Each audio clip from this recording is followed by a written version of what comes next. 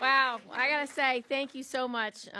You're an extraordinary leader, and I'm so grateful for your vision and your doggedness and your persistence and your hard work and bringing this coalition together. It really matters, and thank you for that. I want to recognize all of the elected leaders here, and I don't know if I have you all, but I have Congresswoman Bush, McClellan, Garcia, Ballant, and McGovern. Did I miss anyone?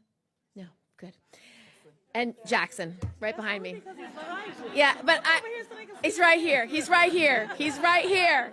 Yeah, no, I always say we always need a few good men. It makes it very nice and very great. I want to recognize some of our dignitaries that are with us too. Zakiya Thomas, our president and CEO of ERA Coalition and Fund for Women's Equality. I want to recognize Christian Nunez, the president of the National Organization for Women. I want to recognize Claudia Nachega, who is of Generation Ratify.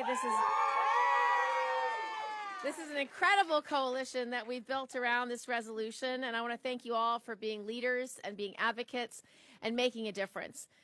This is a fight that women have been waging since the foundation of this country. It's a fight that was continued by extraordinary leaders like Sojourner Truth, who became the first African-American woman to successfully stand up for herself in court. It was carried on by Alice Paul when she was arrested and imprisoned for protesting women's suffrage and for writing the ERA. It's a fight that's been waged since by Ida B. Wells, who refused to give up her train seat to a white person and became one of the best investigative reporters in history. And one that continued when Mary Church Terrell became the first African-American woman to serve on Washington, D.C.'s Board of Education. These are just a few of the shoulders that we stand on. Just a few. It's been 100 years of people working, struggling, speaking out, demanding, not giving up, not giving in, and persevering. Today, it's a fight that continues especially after the Supreme Court abandoned nearly 50 years of precedent with the Dobbs decision that reduced more than 50% of the U.S. population to second-class citizens.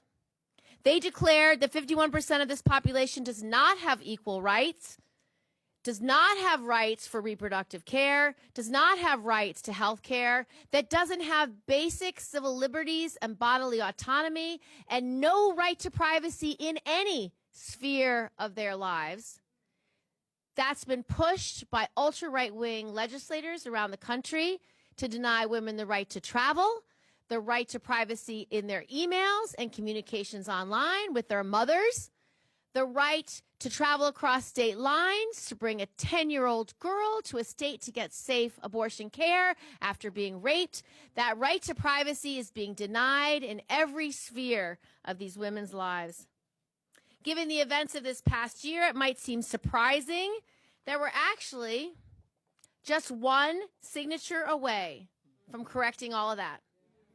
One signature would constitutionally prohibit discrimination on the basis of sex and prohibit states from continuing to strip away every single one of our constitutional and human rights. Today, we are calling on the Archivist of the United States to perform her duty to certify and publish the ERA as the 25th Amendment to the U.S. Constitution.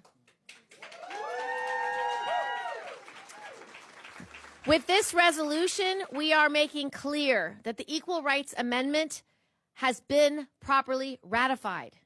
We're making clear that it has met the two requirements in Article 5 of the Constitution. One, that it has passed both houses of Congress, and two, that has been ratified by the necessary number of states, and that the so-called deadline in the preamble, which is not duplicated in the text where it has been in other constitutional amendments, should not be considered as valid. The ERA Now resolution is a blueprint for real change and speaks to the progress that we are making in the states, including in New York, where we have a ballot initiative prohibiting sex discrimination in all forms in November 2024. We know that an equal rights amendment works because New Mexico's Supreme Court struck down a state law restricting state funding for reproductive health services based on New Mexico's own ERA. And we know that solutions such as the ERA should be the model for democracies and Democrats everywhere as we continue to fight for reproductive rights. At a time when half of Americans in this country do not have equal protection under the law and our rights are being systemically attacked, we need an equal rights amendment now more than ever. We need it for the worker denied equal pay. We need it for the patient experiencing a miscarriage and needs an emergency DNC. We need it for the women fighting sex discrimination without the protection of strict scrutiny in our courts. And above all, we need the ERA to make sure that the hard-won civil liberties, everything from gay marriage to Title IX to the right for reproductive health care, access to birth control, fertility treatments, and contraception can no longer be eroded, either now or in the future. This resolution has been over 100 years in the making. It has come from the blood, sweat, and tears of the leaders who have sacrificed for generations before us. With this resolution, we affirm our right to a constitutional equality and proclaim our God-given right to true equality.